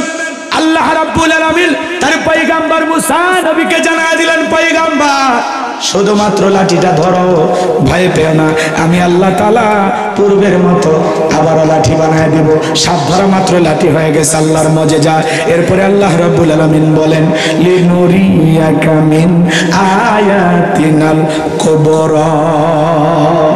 আল্লাহ রাব্বুল আলামিন বলেন আমি পয়গম্বর মুসা আলাইহিস সালামকে কুদরতের দুইটা নিদর্শন দিলাম। এক নাম্বার লাঠি ফেলালে সাপ হয়, আর 2 নাম্বার হলো বগলের নিচে থেকে হাত বের করলে ধবধবে উজ্জ্বল সাদা হয়, লাইটিং করে, সূর্যের মতো চন্দ্রের মতো কি সুন্দর আলো দেয়। সুবহানাল্লাহ বলে, মানে এরকম একটা হাত, কিন্তু বগলের নিচে থেকে বের করলে কি হয়? আলো দেয়, ঝলমল করে, জ্যোতি ছড়ায়। সুবহানাল্লাহ বলেন। আল্লাহ রাব্বুল আলামিন বলেন ও পয়গম্বর এই যে কুদরতের 2টা নিদর্শন দিলাম, 2টা মুজিজা দান করলাম, এইবার তোমার দায়িত্ব হলো ইযহাব ইলা ফিরআউনা ইন্নাহু তাগা। ও নবী মুসা এইবার ফিরআউনের নিকট চলে যাও, ফিরআউন সীমা লঙ্ঘন করেছে, যাও ওর নিকট দাওয়াত দাও, যা বলে ফিরআউন রে তোর বানানো আইন দিয়ে মিশর চলবে না, এখন থেকে মিশর পরিচালনা হবে আল্লাহর আইন দিয়া। আলালাহুল খালকু ওয়াল আম, সৃষ্টি যার আইন চলবে সে আল্লাহর। 53 বছরে বহু মানুষের শাসন ক্ষমতা আপনারা দেখেছেন, আগামীতে আল্লাহর কোরআনটা দিয়ে দেশটা চললে কেমন দেখা যায়। আল্লাহর আইন এই জমিনে চালু করতে চান কারা? 2 হাত তুলে দেখান তো তারা। লিল্লাহি তাকবীর। জমিন যার, মনে থাকবে তো ইনশাআল্লাহ, খালি আবেগে হাত তোলেন না। কথা বোঝেন নাই? ঠিক আছে তো আমার ভাইরা, লম্বা হবে, আমি লম্বা করতেছি না। মুসা আলাইহিস সালাম ডেকে বলে আল্লাহ আপনি কি ভুলে গেছেন আমি ফিরআউনের দরবারে মার্ডার কেসের আসামি, গেলে তো ফাঁসি দিয়ে মারবে। কথা বলে কি দিয়ে মারবে? আরো জোরে বল। আল্লাহ তাআলা ডেকে বলে ও নবী মুসা ছোটবেলা থেকে ষড়যন্ত্র করেছিল, মারতে পারে নাই, আমি আল্লাহ হেফাজত করেছি, তোমাকে দায়িত্ব দিয়েছি, নবুয়ত দান করেছি, তোমার দায়িত্ব হলো ফিরআউনের নিকট দাওয়াত পৌঁছানো। এত বড় কাফের হলেও আমি আল্লাহর মেসেজ তাকে পাঠাইতে হবে। কথা বলেন না কেন? ওরে যা বুঝাইতে হবে আল্লাহ একজন আছে, তুমি খামাখা নকল খোদা দাবি করে লাভ নাই, ওরে বুঝাইতে হবে। কাফের হওয়ার পরেও ওর দাওয়াত পাওয়ার অধিকার আছে না? না। তো মানুষ যতই খারাপ হোক ভালো হওয়ার সুযোগ দিবেন, মনে থাকবে তো ইনশাআল্লাহ। এদিক খেয়াল করেন। আল্লাহ নবী মুসা ডেকে বলে আল্লাহ গেলে একটু ফাঁসি দিয়ে মারবে। আল্লাহ ডেকে বলে আমি যার সাথে আছি ফাঁসি দিয়ে মারতে পারবে না, আগুনে পোড়ায় মারতে পারবে না, পানিতে ডুবায় মারতে পারবে না, 1000 দিন রিমান্ডে নিয়েও ওরা মুমিনের মুখের হাসি কেড়ে নিতে পারবে না। আর ওদের রিমান্ড চাওয়ার আগে কাঁদবে। কৃষি মন্ত্রী আব্দুল রাজ্জাক কান্না করতেছে, আমি এই বিচারছে। শাপলা চত্বরে গভীর রাতে এতিম বাচ্চাদেরকে, আলেমদের, হাফেজদের নাই রে ও এসে বলতেছে ওই জঙ্গিরা, ওই হেফাজতেরা, ওই ধর্মন্ধরা শাহবাগে এসেছিল আমাদের ক্ষমতার সেট থেকে নামানোর জন্য। রাত 12টার পরে বিদ্যুৎ অফ করে আমরা এমন অভিযান চালাই, তারপরে রাত 2টার পরে এই শাপলা চত্বর স্যান্ডেলের চত্বর হয়। যারা সরাসরি আলেমদের রক্ত নিয়ে খেলা করেছে, এদেশের কোরআনের হাফেজদের রক্ত নিয়ে খেলা করেছে, এদের বিচার বাংলাদেশে হবে। ও বলতেছে ন্যায় বিচার। বাপের বেটার মতো কথা বলেছিস, তোরা ন্যায় বিচার করা হবে। একটু অপেক্ষা কর, অন্তর্বর্তীকালী সরকার কি বিচার করবে জানি না। আগামীতে যারা প্রধানমন্ত্রী হবে বিচারের দাবিতে আমরা আছি। কথা কয় না, প্রত্যেকটা হত্যাকাণ্ডের বিচার হবে। কথা বলে এরা আজকে রিমান্ড চাইলে কান্দে কেন? আলেমদের রিমান্ড দিলে মজা পাইতে, হুজুর বউ নিয়ে ঘরে তাও কয় ধর্ষণের মামলা। হে কথা কন না কেন? হুজুর বউ নিয়ে ঘরে কাবির নামা দেখে, তোর দাদার কাবির নামা ছিল, যেটার আব্বা ডাকিস মা ডাকিস, তোর বাবা মার কাবির নামা জীবনে দেখেছিলি? আলেমদের নরম পাইয়া যা খুশি তাই করেছিল। কথা বলে মিথ্যা ধর্ষণের আসামি বানা, মিথ্যা তহমত দিয়া বছরের পর বছর এদেশের নিরীহ আলেমদের উপর ওরা জুলুম করেছিল। কথা বলে ঠিক। আলেমেরা বিয়ে করে কিন্তু আলেমেরা ধর্ষণকারী হতে পারে না। কথা বলে ঠিক না? আল্লামা সাইদি হুজুরকে ধর্ষণের মামলা দিয়েছে, এটা শয়তানও বিশ্বাস করবে না। আল্লামা মামুনুল হক সাইকুল হাদিসকে ধর্ষণের মিথ্যা মামলা দিয়েছে, এটা শয়তান বিশ্বাস করে না। আলেমদের বিরুদ্ধে ষড়যন্ত্র করেছিল যারা, বিচার হবে। কথা বলে না কেন? কষ্ট হয়। মানুষ জানে হুজুরদের বউ বেশি বাচ্চা বেশি, কি করবে? এটাই দুনিয়া। কথা বলে ঠিক না? আলেমেরা বিয়ে করে, তোমাদের টাকা আছে তোমরা থাইল্যান্ডে যাও, 5 স্টার হোটেলে যাও। কথা কয় না কেন? আমরা বুঝি না, তোমরা কয় নাম্বা? কথা কয় না কেন? হুজুরের আর সাদা পাঞ্জাবি তো দেখতে একটু দাগ লাগে। হ্যাঁ, হুজুর বিয়ে করছে, হুজুরের নাকি এত তো সমস্যা কি? বিয়ে করছে আলহামদুলিল্লাহ বল। কথা বলে ঠিক না? বিয়ে করা 4 ঠিকানার ব্যাপার না। কথা কয় না কেন? রাগ করছেন আপনারা? বিরক্ত জান হয় না, দুই একটা কথা বললাম, মন খারাপ করবেন না। আলেমেরা বিয়ে করলে সমালোচনা করে, বিয়ে বৈধ কাজ না অবৈধ, হালাল না হারাম? তাহলে হালাল কাজ বৈধ কাজের সমালোচনা করবে যারা, নিঃসন্দেহে গুনাহগার তারা। কথা বলে ঠিক কিনা? এই জন্য ভাইরা আমার, এদেশকে যদি আপনারা পবিত্র রাখতে চান, ভালো রাখতে চান, তাহলে আলেমদেরকে ক্ষমতার চেয়ারে বসাইতে হবে। তাহলে এই দেশে কোনো পতিতালয় থাকবে না, কোনো নষ্ট ভণ্ডামি করার জায়গা থাকবে না, কোনো ক্যাসিনো থাকবে না। এদেশের সকল অবৈধ হারাম কাজ বন্ধ করে দেওয়া হবে। সম্মানিত ভাইয়েরা আমার, সামনের দিকে যাই আমি যে কথা বলতে চাচ্ছিলাম, আল্লাহ রাব্বুল আলামিনের পয়গম্বর মুসা নবী ডেকে বলে আল্লাহ যেতেই হবে। আমার আল্লাহ বলে অবশ্যই নবুয়ত দান করেছে, যাওয়া লাগবে। ডেকে বলে আল্লাহ অন্তরে দুরু দুরু কাব হয়, ভয় হয়। ছোটবেলা যখন মাদ্রাসায় পড়েছিলাম, হুজুর কোরআন শরীফ দেওয়ার সময় এই দোয়া আমাদেরকে পড়িয়েছিলেন। আমি তখন মনে করেছিলাম এটা বুঝি কোরআন খোলার দোয়া, কিন্তু তাফসীর পড়তে গিয়ে দেখলাম না না, এটা কোরআন খোলার দোয়া না। আল্লাহ নবী মুসা আলাইহিস সালাম ফিরাউনের দরবারে দাওয়াত দেওয়ার পূর্বে আল্লাহর কাছে দোয়া করে বলেছিলেন, ক্বালা রাব্বিশরাহ লি সাদরি ওয়া ইয়াসসির লি আমরি ওয়াহলুল উকদাতাম মিন লিসানি ইয়াফকাহু কওলি ওয়াজআলনি ওয়াজিরাম মিন আহলিহা হারুন আখি। আল্লাহর কাছে ডেকে বলেন, হে আমার রব, আমার বক্ষকে প্রশস্ত করে দাও, আমার কাজকে সহজ করে দাও, জিহ্বার জড়তা দূর করে দাও, যাতে সহজে আমার কথা মানুষ বুঝতে পারে। আর আমার পরিবারের মধ্য থেকে আমার ভাই হারুনকেও আপনি নবী বানাইয়া দেন। আল্লাহ বলে পয়গাম্বর দোয়া মঞ্জুর হয়ে গেল, তোমার ভাই হারুনকেও আমি আল্লাহ নবী বানাইয়া দিলাম। সুবহানাল্লাহ বলে। ভাই কষ্ট হয়, এই যে শেষের দিকে এসে গেছি, বিরক্ত হবেন না বাজার, শেষে মজা আছে না নাই? একটু শোনেন আমার ভাইয়েরা, আল্লাহ আল্লাহর পয়গম্বর মুসা আলাইহিস সালাম তার ভাই হারুন আলাইহিস সালামকে সঙ্গে নিয়ে ফিরাউনের দরবারে চলে গেলেন। কিভাবে দাওয়াত দিলেন লম্বা ইতিহাস, আমি যদি পরিপূর্ণ ঘটনাটা বলতে চাই কমপক্ষে 170টার মতো আয়াত তেলাওয়াত করা লাগবে, এত সময় আমার হাতে নাই। সংক্ষিপ্ত করে মূল কথাটা বলে যাই। আল্লাহর পয়গম্বর তখন বললেন, অকালা মুসা ইয়া ফিরআউন ইন্নী রাসূলুম মির রাব্বিল আলামিন। নবী মুসা আলাইহিস সালাম ডেকে বলেন, হে ফিরআউন, আমি আল্লাহর প্রেরিত একজন রাসূল, বিদায় আমার দাওয়াত তুমি গ্রহণ করো না। আমি আল্লাহর ব্যাপারে সত্য ছাড়া অন্য কিছু বলবো না। আমার দাওয়াত গ্রহণ করে বনি ইসরাইলদেরকে দাসত্বের জিন্দেগি থেকে মুক্ত করে আমার সাথে তুমি যেতে যাও। এই কথা শোনার পরে ফিরআউন তখন বলে, ক্বালা ইন কুনতা জিতা বিআয়াতিন ফাআতি বিহা ইন কুনতা মিনাস সাদিকিন। ফিরআউন ডেকে বলে, সত্যি যদি তুমি নিজেকে নবী বলে দাবি করো, স্পষ্ট দলিল প্রমাণ যদি তোমার কাছে কিছু থাকে সেটা আমার সামনে হাজির করো। তুমি যে তোমার দাবিতে নবী, এটা যদি সত্যি হয় তাহলে প্রমাণটা কি হাজির করো।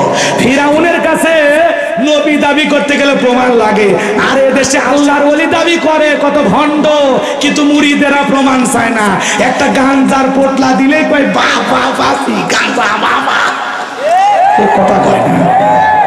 আমার ভাইয়ের আল্লাহর নবী মুসা আলাইহিস সালাম তখন আল্লাহর দেয়া দুইটা মুজিজা দেখাইলেন। লাঠি ফেলাইয়া সাপ হয়ে গেল, বগলের নিচে হাত বের করলেন, ধবধবে উজ্জ্বল সাদা দেখালো। এইটা দেখার পরে ফিরআউনের লোকেরা ডেকে বলে, ক্বালুল মালাউ মিন কওমি ফিরআউনা ইন্না হাযা লাসাহিরুন আলীম। ফিরআউনের সমস্ত দলবল এমপি মন্ত্রী যারা আছে ওরা তখন ডেকে বলতেছে, নিঃসন্দেহে এই ছেলেটা মস্ত বড় জাদুকর। নবী দেখায় মুজিজা আর ওরা বলে এটা জাদু। কথা কি বুঝতে পারতেছে? এইবার ফিরআউন ডেকে বলে, আমার এমপি মন্ত্রীরা, তাহলে বলো এই ছেলের বিরুদ্ধে আমাদের পদক্ষেপ কি গ্রহণ করা যায়। এইবার সমস্ত এমপি মন্ত্রীরা ডেকে বলে, নেতা যেহেতু সে জাদু দেখাইছে আমরাও জাদুর খেলা দেখাবো। এই দেশে জাদুকরের অভাব নাই, কারণ ওই সময় জাদুর ব্যাপক প্রচার প্রসার ছিল। তখন তারা কি করলো, শহর বন্দর থেকে ইয়াতু বিকুল্লি সাহিরিন আলিম, শহর বন্দর থেকে দক্ষতা সম্পন্ন অভিজ্ঞতা সম্পন্ন জাদুকরদেরকে ফিরআউনের দরবারে উপস্থিত করা হলো। সমস্ত জাদুকররা ফিরআউনের দরবারে উপস্থিত হওয়ার পরে জাদুকররা ডেকে বলে, ও নেতা, আমরা যদি আপনার শত্রু মুসাকে পরাজিত করতে পারি আমাদের বেনিফিটটা কি, লাভটা কি, পুরস্কারটি কি? খেলার মাঠে নামার আগে জানার দরকার আছে না নাই, বিজয়ী দলের জন্য পুরস্কার কি থাকছে। এইবার ফিরআউনের কাছে সমস্ত জাদুকররা ডেকে বলে, নবী মুসাকে পরাজিত করলে আমাদের কি দেবেন আপনি, আমাদের কি লাভ, পুরস্কার ডাকি। তখন ফিরআউন কি পুরস্কার ঘোষণা করেছিল জানেন? ক্বালা নাআম ওয়া ইন্নাকুম লামিনাল মুকাররাবিন, তোমরা হবে আমার নিকটতম লোক, এই দরবার হবে তোমাদের বসবাসের জায়গা, তোমরা সবাই আমার লোক। নেতা যদি বলে তুমি আমার লোক, আর কিছু লাগে তাহলে ওই নেতার কথায় ক্রস ফায়ার করা যাবে, রাতকে দিন বানানো যাবে, দাড়ি টুপি আলাদাকে মিথ্যা জঙ্গি মামলা দিয়ে ভাসানো যাবে। কথা বলে ঠিক কিনা? কারণ ওটা নেতার লোক। কার লোক?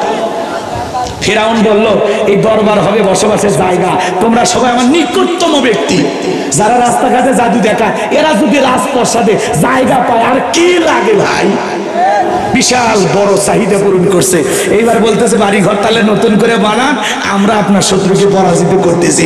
এইবার হাজার হাজার দর্শক এক পাশে দাঁড়িয়েছেন মুসা এবং হারুন আলাইহিস সালাম, আর চতুর্দিকে দর্শক এবং সমস্ত জাদুকররা একত্রিত হইয়া মুসা আলাইহিস সালামকে ডেকে বলে, ও নবী মুসা, জাদুর তন্ত্র মন্ত্র বান আগে কে নিক্ষেপ করবে?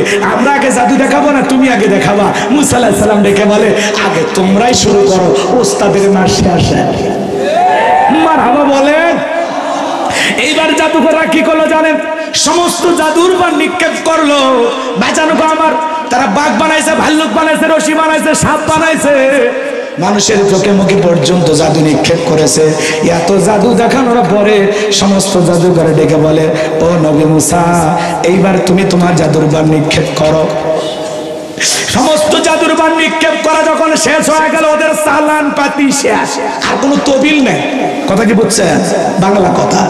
ওদের জাদু যে দেখাবে এরকম আর কোনো কৌশল ক্যাপাসিটি জানা নাই। তখন বলতেছে মুসা, আমরা থেমে গেলাম, এবার তুমি শুরু করো। আল্লাহ রাব্বুল আলামিন বলেন, وأوحينا إلى موسى أن ألق عصاك فإذا هي تلقف ما يأفكون আল্লাহ তাআলা বলেন আমি ওহীর মাধ্যমে নবী মুসাকে জানা দিলাম, ও নবী মুসা হাতের লাঠিটা শুধু ছেড়ে দিয়ে খেলা দেখো। আল্লাহু আকবার। পয়গম্বর হাতের লাঠি ধরেছিলেন, ছেড়ে দিলেন, বিশাল বড় সাপ হলো, যেই সাপের ঠোঁট নিচে আর মুখটা 80 ফিট উঁচু। আল্লাহু আকবার বলবেন না? সমস্ত জাদুর বান এক নিঃশ্বাসে খাইয়া ফিরাউনকে ডেকে বলে, ফিরাউন আরো কি জাদুর বান আছে? এই দৃশ্য থেকে ফিরাউনের পিছনের রাস্তা দিয়ে গরম হাওয়ায় বের হয়ে গেছে। আর ফিরাউন তখন বললে এত আয়োজন করে লাভ কি? আর জাদুকররা তখন বুঝতে পেরেছেন নবী মুসা আলাইহিস সালাম যেটা দেখাইলো এটা জাদু না, যে আল্লাহর পক্ষে দাওয়াত দেয়, নিঃসন্দেহে এটা আল্লাহর কুদরতি শক্তি। কারণ জাদুঘর জাদুঘরকে চেনে, ডাক্তার ডাক্তার চেনে, শিক্ষক শিক্ষক চেনে, বক্তা বক্তা চেনে, হুজুর হুজুর চেনে, কথা বলা চোর আর এক চোরকে চেনে। কথা বোঝা গেল? যাই যে কাজের কাজই সেটা দেখেই বোঝে। কথা কন ঠিক কিনা? রাগ করেছেন মুজিব? আমার ভাইরা গভীর মনোযোগ দিয়ে শুনবেন, শেষ করে দিচ্ছি, রাগ করবেন না বাজান। সমস্ত জাদুঘররা তখন কি করলো জানেন? আল্লাহ রাব্বুল আলামিন বলেন ওয়া উলকিয়াস সাহারাতু সাজিদিন, সমস্ত জাদুকররা সিজদায় মাথাটা নত করলো এবং তারা ঘোষণা করলো ক্বালু আমান্না বিরাব্বিল আলামিন রব্বি মূসা ওয়া হারুন। বললো আমরা ঈমান আনলাম বিশ্বের রবের প্রতি, যিনি মূসা এবং হারুনের প্রতি ভালো। সমস্ত জাদুকররা যখন কালেমা পড়ে মুসলমান হয়ে গেল, ঈমান গ্রহণ করলো, ফিরাউন তখন ডেকে বলে আমার অনুমতি ছাড়া তোমরা ঈমান গ্রহণ করলা, তোমরা বুঝি আগে ষড়যন্ত্র করে রাখছিলা। ঠিক আছে, আমার অনুমতি ছাড়া ঈমান গ্রহণ করলাম, আমি তোমাদের হাত পা কেটে নেব, শুনিতে চড়াবো, ফাঁসি দিয়া মারবো। নতুন ঈমানদার যারা কালেমা পড়ে মুসলমান হলো, ওরা তখন ডেকে বলে তোর মতো জালেমের চামচামি করে মরার চাইতে আল্লাহর গোলামি করে মরাই ভালো। সুবহানাল্লাহ বলবেন? বলে তোর মতো জালেমের সহযোগী হয়ে থাকার চাইতে নবী মুসার পক্ষে ঈমান গ্রহণ করে মরাই ভালো। আমরা মরণে ভয় পাই না, যারা আল্লাহর প্রিয় গোলাম এরা মরণে ভয় পায় না। কথা বলে ঠিক কিনা? আমার ভাইয়েরা গভীর মনোযোগ দিয়ে শুনবেন, লম্বা হবে লম্বা করব না। আল্লাহর পয়গম্বর দাওয়াত দিতে লাগলেন, তার অনুসারী বাড়তে লাগলো। এইবার ফাইনাল খেলা শুনে যান। এইবার ফিরাউন আল্লাহর নবী মুসা আলাইহিস সালাম এবং তার উম্মতদেরকে হত্যা করার জন্য 3 দিক দিয়ে আক্রমণ করেছেন। 3 দিক দিয়ে আক্রমণ করার পরে মুসা আলাইহিস সালাম এবং তার উম্মতেরা দৌড়াইতে দৌড়াইতে যখন দরিয়ার নিকটবর্তী হয়ে গেছে, এ বাজান গো আমার, এইবার মুসা আলাইহিস সালামের উম্মতেরা ডেকে বলে পয়গম্বর হয় ফিরাউনের সেনাবাহিনীর হাতে মরতে হবে, আর না হয় দরিয়ার পানিতে চুবায় মরা লাগবে। ভাই কষ্ট, দোয়া করে দে তাহলে। এই যে শেষ 2 মিনিট 2-3 মিনিট, শোনেন শোনেন, দোয়া করবেন না? বসেন সব বসেন, একটু বসেন, এখনই দোয়া হবে। লিল্লাহি তাকবীর। আমার ভাইরা গভীর মনোযোগ দিয়ে শুনবেন, আল্লাহর পয়গম্বর মুসা নবী ডেকে বলে আমার উম্মতেরা ভয় পেও না, এখানে শুধু তোমরা আর আমি নাই, আমাদের সাথে আরেকজন আছেন। তিনি কে? তিনি রব, আমাদের পথ দেখাবেন। নবী মুসা আলাইহিস সালামকে আল্লাহ ডেকে বলে পয়গম্বর ওই লাঠিটা দিয়ে সমুদ্রের পানিতে একটু আঘাত করো, আমি আল্লাহ পাক আপনাদের জন্য পারাপারের ভিআইপি রাস্তা বানায় দেব। হালকা করে পানিতে মৃত আঘাত করলেন, আল্লাহ ভিআইপি রাস্তা বানায় দিলেন। সেই কথা আল্লাহ রাব্বুল আলামিন সূরা ইউনূসের ভিতরে জানায় দিলেন, আমি পয়গম্বর নবী মুসা এবং তার উম্মতদেরকে বিশাল দরিয়া পার করে দিলাম। বলেন সুবহানাল্লাহ। এইবার ফিরাউনের সেনাবাহিনী সাঙ্গ পাঙ্গ ফিরাউন এসে দেখে দরিয়ার মধ্যে ভিআইপি রাস্তা, ও মনে করছে ওর বাপ বানায় গেছে। তখন বলতেছে এই রাস্তা দেওয়া গেছে, সবাই ওঠো। সবাইকে নিয়ে যখন ওই দরিয়ার মধ্যবর্তী স্থানে চলে গেছে, আল্লাহ ডেকে বলে দরিয়ার পানি রে, হুকুম মানো কার? বলে নিঃসন্দেহে আপনার। আল্লাহ ডেকে বলে পানি, এইবার তুই তোর খেলা দেখা। সমুদ্রে বুকে উতাল পাতাল ঢের সৃষ্টি হয়ে গেল। বাজান গো আমার, ফিরাউনের সেলা চামুন্ডা যা ছিল সব দরিয়ার পানি খাইয়া সুবে মরে শেষ। এখন বেঁচে আছে বড়রা। বেঁচে আছে কে? জোরে বলেন কে? ফিরাউন মরার আগে কি নাটক করেছিল জানেন? আল্লাহকে বলতেছে ক্বালা আমানতু আন্নাহু লা ইলাহা ইল্লাল্লাযী আমানাত বিহি বানু ইসরাঈলা ওয়া আনা মিনাল মুসলিমিন।